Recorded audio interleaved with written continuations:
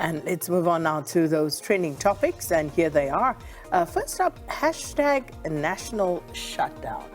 So the national shutdown, of course, what's the date again for 20th of March. 20th of March. They're saying the 20th of March.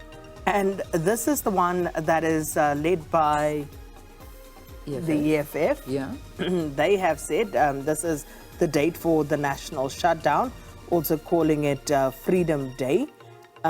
So, you know, again, after the State of the Nation address, after some of the State of the Province addresses, because it's not just Gauteng. Yesterday was Gauteng State of the Province, but other provinces, Western Cape have had theirs, other provinces have had, you know, or will still deliver their State of the Province addresses.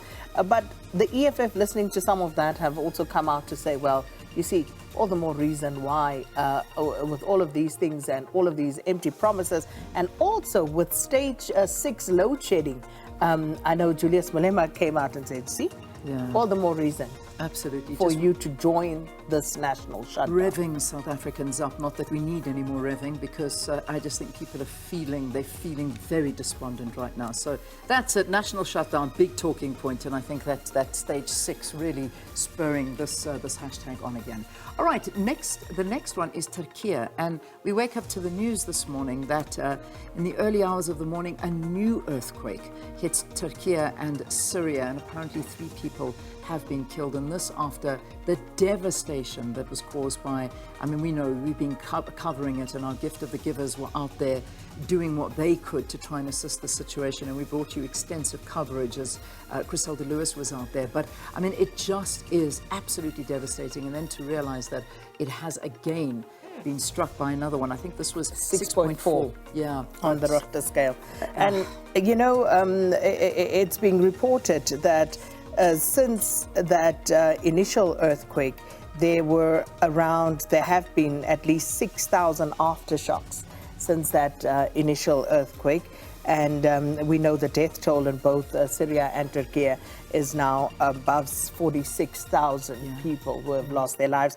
And as they're saying at the moment in this new earthquake, there seems to be a lot of damage to property again. Mostly that sort of devastation. So it really is tragic what's happening there. It is. It really. This is a very, very sad state of affairs. But that's the story coming out this morning.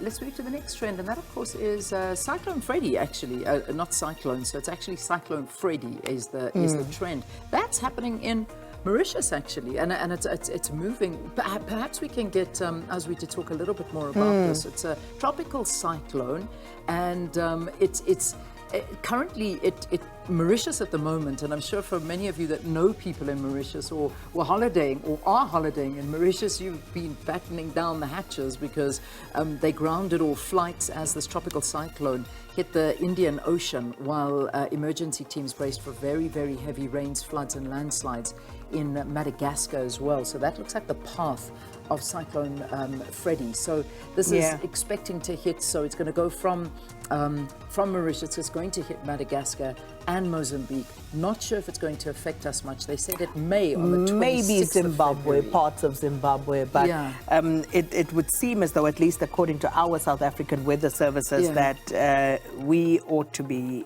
okay. Good. All right. But we'll hear from Azwi. Indeed. Well, we pray that, you know, we'll be okay. And you also pray for the safety of those countries and areas that will be affected. Yeah, indeed. I just some of the reports that I got through from I've seen 1 or 2 friends that are actually there currently in Mauritius with cancelled flights, and they seem to be quite good and saying it was really not as bad as they thought it would be. But that's just it depends on what side of the island they were on. So that's just, I'm not sure. If you know anyone, please, or if you, in fact, or for some reason streaming us from there or watching us, let us know how you're doing.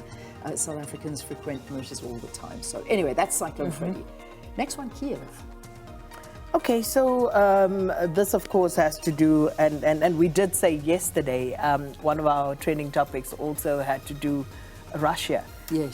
Was the trending topic. And we did anticipate that this week there will be quite a lot of focus on that particular part of the world, given that it is the first anniversary of the war. So now the Biden administration, The Biden visit yesterday. the Biden visit, a very surprise to visit. Kiev, as you can see there in the picture with Vladimir Zelensky.